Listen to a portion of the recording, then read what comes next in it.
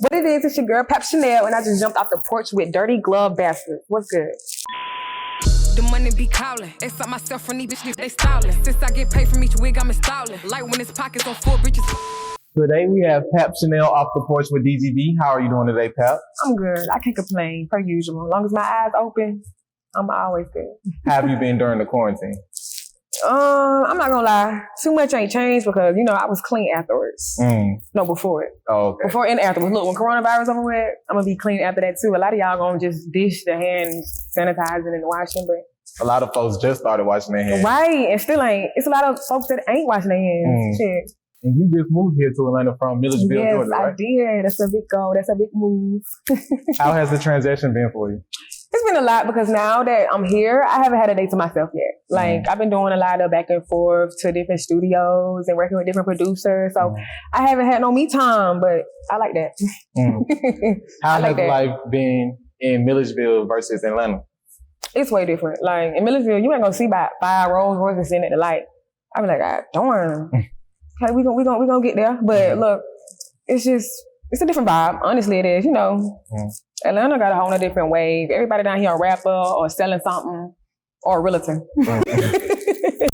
Or a freaking realtor. So everybody got their own hustle in Atlanta. So it's just more motivation, honestly. It makes me want to do more than just rap a little bit more. So how was it growing up in Millersville? It has its perks, pros and cons. Honestly, I feel like if I wasn't from Milledgeville, I wouldn't have as much motivation and inspiration to go get it because, in Milledgeville, you not in a classroom with freaking Lil Yachty or Lil Key or somebody like that. You in a room with, somebody probably your 3rd cousin, 4th cousin, 5th cousin. So you got a freaking network. It's all about who you know. So it made me go 3 times harder because from being from Milledgeville, none of my ancestors, no famous person, not that I know of, but it just made me grind 10 times harder. I got to go out to Atlanta. I got to take these miles. I got to put these miles in my car. I got to get there. So it just made me work harder, honestly. I love it, though, being from Milledgeville, growing up in Milledgeville. And if I'm not mistaken, Milledgeville is 200 miles away from Atlanta. Right. 200 miles back and forth. Yeah. And you did that on a daily at one point. On a daily, man. I ate it straight up. What motivated you to be like, you know what? I'm going to take these miles every single day. What was the motivation behind the dedication? Honestly, I noticed that if I wasn't going to be consistent, I would never see results. So when I first started, honestly, I would just come 2 times out the week. And everything was kind of moving slow. I really wasn't working with no big time people and stuff like that. So I was like, you know what? I'm going to get down here and I'm going to make sure I'm at the right places at the right time. So you just got to do what you got to do. Sooner or later, I'm not going to have to freaking do that at all. And that just happened last week. So it was worth it, honestly. How did you first get introduced to music? Being a fan. That's what I love to tell people all the time. Before I was an artist, I was a fan. So that's how I know how to feed my fans because when I was 6 years old, I was a huge Nicki Minaj fan. And back in the day, Nicki Minaj, she used to have her little back and forth words with different artists. And one day I woke up, I was like, nah, they ain't finna come for Nicki like that. I'm finna make my own rap. I walked right downstairs and made me a diss for Nicki Minaj. And now we sitting here on the porch. What you talking about? Look. What exactly did the diss contain? What type of lyrics and what type of energy? That's crazy you asked that because my mom was telling me, don't ever say you hate somebody. Just stop messing with them. Man, and they got doing this. I told her, I hate you. Don't come for somebody that I look up to. I was 6 years old, so I was bumping, man. I'm finna say that word. I hate you. Look, I had to make that diss for Nicki, and I'm glad I did. It sounds like you've always been an energetic person since a young child. I have. So let's take it back to when you first went viral with this cinnamon challenge. Oh, wow. How was that for you? Man, kids, we like to get into stuff. So at that time, I saw everybody doing it, and I did it. I did it one time. My friend Corn, Long Live Corn, he commented on it. He was like, that was trash. So I was like, bump that, I'm finna do it again. Made the video, released it. Everybody was like, girl, you is crazy. You was crazy. But look, if I would have never turned that camera off, it would have went 10 times more viral. Just know that. It was 10 times more viral. How old were you at the time? I was in the 7th grade, so probably 14, 13, around that age. I was young though. You saw that shirt was tucked in. Shirt was tucked in. So being at that age, what type of attention did that draw to like you and your peers? Like, oh my God. It just finalized the fact that I'm crazy. Yeah. They was like, oh yeah. Next day I went to school, they was like, oh yeah, you crazy. I like that though. Shoot, at least I ain't normal. I ain't no average. Going through your history and doing our research on you, we discovered that you went through a traumatic car accident. Right. And you escaped with minor brain damage. Right. How was that situation for you? Like, how traumatic was that situation for you? It was crazy, actually. You know, trying to act up as a kid, fresh out of high school. So I was like, we was going to a party. I went up for the rest of Sean, actually. And we was just going down this bridge. I saw, you know, before you finna go out, so everybody meet up at the convenience store. So it was the convenience store vibe. So, but I passed it. So I was like, I'm gonna hit this U-turn. Worst decision. But you know what? I learned from it. I hit my head so hard that I had to get 4 staples in my brain. Not my brain, my head. And I had to sit in the hospital for like a week and a half. And they told me if I hit my head that hard again, I would turn into a vegetable. But that's big cap. But look, honestly, in the country, if it's a bridge, it don't have no high rails. It was like a low rail. If my car, from the police officer, he said if my car was going 10 more miles per hour, I would have went over that rail into that lake. So. And you made it out with made it out. Those minor issues. Oh, it was big. Yeah. I had bruises on my brain. I had to get like a lot of CT scans and stuff. I was the only person injured though. Thank God. Learned my lesson. Won't see me in no car acting no fool no more. I don't play around with no cars. That's for everybody. Don't be playing around in the cars. It's not a safe decision. So following that traumatic situation, what did you take from that situation? And how did you turn that negative into a positive? Shoot, don't be behind the wheel in the car accident. I'm just playing. But honestly, I learned like to chill. Look, whatever happens, gonna happen. But like, you feel like you're being extra about something, you hear that sound in the back of your head telling you, don't do it, just chill. Shoot, it's a time for everything. They want a time for it. I know to slow down now. I haven't gotten a car accident since then. That's a good thing. What inspires you the most and what keeps you going? My fans. And I have a lot of goals. Every time I accomplish one, I always be like, okay, we just getting started. So my fans, I see people like me doing things that make me happy. You know, a lot of people wake up every day and don't do things that make them happy. So the fact that I'm doing something that makes me happy and I got people that enjoy it, waiting for it, ready to buy it, shoot, why not? So we seen we've seen what you're capable of with your pen and your pad. What is your creative process like? Like, what gets you in the mode to just demolish beats like that? Man, that's a hard question to answer because it's in me, not on me.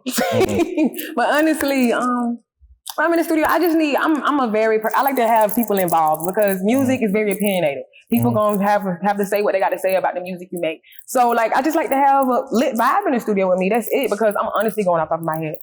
For the last 3 months, I've been going off the top of my head. Usually I would write, but me going off the top of my head now, it just speeds up the process. And I just need somebody in there, like, you get where I'm coming from? And I'm like, oh yeah. So that's when I just say it. So it's really so easy to me. I don't need much. Just a mic and a beat. How hard was that transition from scrapping pen and paper and writing to just going off the top of your head? It took a minute. I can honestly say that, but I would also say that it's about your surroundings, because every time I would go in the studio, I would see people doing it. So I was like, shoot, and I would see how they doing it and stuff. So I was like, okay, I'm gonna try it. And I just kept going by that. The more I did it, the more it escalated. I'm gonna tell you what I'm gonna be making next week. How was it meeting other artists that you looked up to growing up? It's crazy, but I knew it was gonna happen. But it's crazy. I just know I'm going down the right path, doing the right thing, because I'm in the doors that I need to be in. But it's crazy, honestly. It's crazy. And the fact that they be rocking what I got going on, I be like, sheesh. I don't know what Beyonce gonna say. A lot of us know you for going viral with your Good Form remix. Oh, wow. What inspired you to just say, you know what, I'm gonna sit in my car, I'm gonna spit these lyrics, and I'm gonna give y'all a little bit of my personality in this video? Honestly, because I knew Nicki Minaj was gonna see it. I was like, oh, she doing a challenge? Oh, that's all I needed to know. Nicki Minaj gonna hit. Let me sit down and, you know, think a little bit. That's all it took. I just knew for Nicki Minaj to see it. Because I've been doing freestyles ever since I thought about taking music serious. So, like, when I saw it was a challenge by somebody I looked up to, I was like, shoot, let's go for it. And you did just exactly that, and it went viral. And it did get noticed by me. I don't know if she saw that one, but I know for a fact she liked Yikes. My freestyle, my Instagram, I posted on my Instagram, and she liked it. I was like, mission accomplished. Team Nicki. So what moment was that? What was that like for you? Like, was it a surreal moment? You wrote diss records for Nicki. Oh my gosh. You covered her own music. Dude, when I saw that she liked it, I seriously got up and just ran around. I had to sort off my adrenaline. I was like, hold on, let me get it out before I start talking because I'm going to be stuttering. I can't even gonna put one full sentence together. I had to run real quick. Take me a little quick run. Not to mention, you also worked with one of her producers, J Reid, on your new single. Yes. Shout out J Reid. Tell us about your new single. Money Calling. Look, go look at it, first of all. Don't knock it till you listen to it. Scorching, look, some for them headphones, some for them speakers, because y'all need a bit like me on a song, on a beat, and they'll cry when you whip. Look, we ain't even gonna go that far. Money Calling, go look at it right now. But J Reid, though, that's that guy. Me and J Reid haven't made a bad song. That's my favorite link up. My favorite link up. I think it's gonna be my all-time favorite link up because we haven't did no bad. But y'all go listen to Money Calling. That's just a start. That's just one of many that me and J Reid got together. And y'all need to get in tune. Subscribe while you're doing it. It's just one button. You have a real connection with your fans and supporters. Right. Why do you feel as an artist that's important?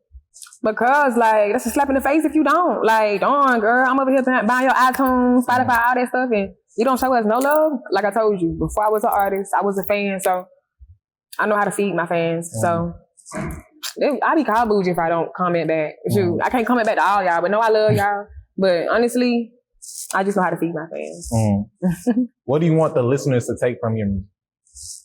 Be independent. Sit pretty, get paid. There's a difference when you making money out your own wallet and you living out deep. Honestly, I had to say it. So I want my females to do it themselves. Like, don't depend on nobody because God forbid it, if that person leave tomorrow, what you gonna do? So every time you listen to my song, just as a reminder, listen to it in the morning, evening time, and night. For that reminder, because we all need that type of vibe in our life. We all need a vibe that comes around and make us want to go get some money. So I'm the vibe. It's been rumored that you've been hanging around ATL's legend, T.I. Yeah. He's a big help to me. He gave me a lot of good advice, lead me down the right path and stuff. And when I first met him, he was like, play 2-3 songs. I let him hear a few songs and he told me exactly what I needed to do. It was like last year when we first met, it was like my second time going to the studio with him. And I took what he told me, I took it. And I applied it to my music and what I do as an artist. And I got good results from it. He's a big help to my career. And look, just know we got some good stuff coming. I ain't gonna speak too much. But, so throughout all the hardships you endured, how have you applied it to your hustle with your music? Hardships? Shoot, just going through it was enough. Made me do, when I got back on my feet after different hardships, I knew to execute right, put my other foot in front of the other. Shoot. It was like, hardships are like inspiration, right? At the same time, like, that's just something you don't want to go through no more. Like, shoot, last week, so just say for instance, last week you slipped up on something.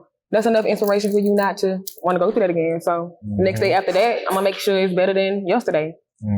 Right? Exactly. So let's talk about your name exactly, right? PAP is actually an acronym. Pretty and Paid. Right. How did that come together? Man, when I was in middle school, I had like my friends. We was all clicked up. And you know, dudes, especially in middle school, y'all big on that. Oh, I'm in this squad. I do this. I rep that. So I was like, I want to come up with my own. Came to school with my binder. I told the sign this. You want to be part of Pretty and Paid.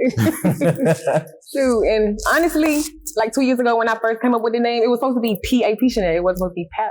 But when I came up to Atlanta, you know, Atlanta got all this slang and lingo. As soon as they saw PAP, they just saw Pap. So I was like, sure, I guess I'm Pap Chanel now. It's supposed to be Pap Chanel, but I love Pap. It's a cute little nickname, ain't it? So Pretty and Paid, would you consider that a movement? Yeah, it's a movement. So what do you want to do with that movement? I want to go big on big with it. Next year, what I want to do is I want to set up a college fund, like scholarship. And I want to, cause I feel like, no cap, I'm gonna just say it, I'll get it on my chest. I feel like y'all dudes got it easy. All y'all gotta do is know how to throw a football or dribble a ball. Y'all got a full scholarship. So for my females that's out here that just got good grades and, you know, trying to get by, you want to be that doctor, that news anchor, that dentist, whatever you want to be. Next year, I'm going to have all my applications ready. I'm going to start my own scholarship, pretty and paid funds. So, I want to do a lot with it. I have, I'm working on apparel right now. I have so many ventures. I'm not going to lie. I want to take pretty and big, play big on big, big on big. I got a lot of ideas. I don't want to tell them now. You know, can't speak on it right now. Why we just can't speak on? Let's speak on some of the good ones. Speak on some of the good ones. But right now, actually, just say pretty and big, get paid. Till we get there. Just know I got something coming. Be on the lookout. We're going to get this music straight first. And I'm going to have a lot of apparel and all that stuff coming. My scholarship fund. I want to come out my own lip gloss. Ideas be spiraling, but it's going to come together. So, what do you have for coming with music? Right now, I'm just dropping singles. I'm having a project coming in August. But my next single should be called Country Girl. I have so many songs, I don't know which one to put first, but right now it looks like Country Girl is about to drop on iTunes. So y'all just be prepared. I'm coming like I came with Money Calling. Video, all music streaming platforms. So just go ahead and tune in, subscribe, follow me. We have like 6 months left of 2020. Right. With this year being hectic, what do you feel like you can carry out through the rest of this year? I feel like I can expand my fan base more. I'm going big on big with this. I skipped out on going to college to chase my dreams, so I'm going big on big with it. I expand my fan base, get my strings of income up. I want 4 by the end of this year. I'm already at 2. I want 2 more. Yeah, get my place looking like a magazine. A lot of stuff. Keep saying pretty and paid. It's estimated that you're going to have a big year 2021. Like after 2020, you're out of here. Right. How do you feel about that type of feedback? I like that because it's let me know I'm doing something right. And it's going to happen for real. I'm all about speaking stuff into existence. So 2021, we're going up. You know, telling what's going to be happening in 2030. Billboard, 5 of them sitting on top. Was there any point that you started this music journey that you just wanted to give up, and now that you look back, that you're excited that you didn't, like you're proud of yourself that you didn't? Yes, I'm so proud of myself because it was so many times put it in anybody else's plate. They was like, no, I'm not finna keep going with this. I'm just done. But I've had every reason to stop and more reasons to go. So perhaps I'll put on the show. Look at me trying to run. But yeah, like I had more reasons to go. Like the good, I do the bad. I had every reason to go, So say we have like young fans that look up to you, right? And they want to follow in your footsteps and they just think it's easy and easy. What would you tell them, like watching you now? Like what would they have to endure and what would they have to prepare themselves for success? I want y'all to know that it's not easy. Anything worth having in life will not come easy. So when you're going through hard stuff in life, that's just God testing you. And you got to know how to deal with it. Like, if we got everything we prayed for today, 99% of us would not be ready. 99%. So I feel like when you go through different things, it's just God testing you and get through it. Because you're going to be so proud to say you got through it, honestly. You're going to be very proud. And look, it's easier and it's free to be yourself. It's free. You ain't got to pay shit to be yourself. And just look, keep one foot in the other. Make sure each move is better than the last 2, last 3, 4, 5, 6, all on. And you know, just remember, like, even if you ain't got nobody to really support you, you got yourself. And folks in your city won't support you, the nation might. But you won't know until you try. So keep going. Sit pretty and get paid. Even if their pocket ain't all right. You got to go ahead and speak stuff into existence. You might not be paid right now, but you might be paid in that week. So just remember that. Honestly. Do you have anything else you want to say to the people? Honestly, I want y'all to follow me and subscribe so y'all can be in tune with my next moves. And be on the lookout. Pretty and paid coming hard every time. Better than the last 2. Know that. The money be calling. Except myself from these bitches, they stalling. Since I get paid from each wig, I'm installing. Like when his pockets on 4 bitches falling. Not like I need it, but ho, I receive it.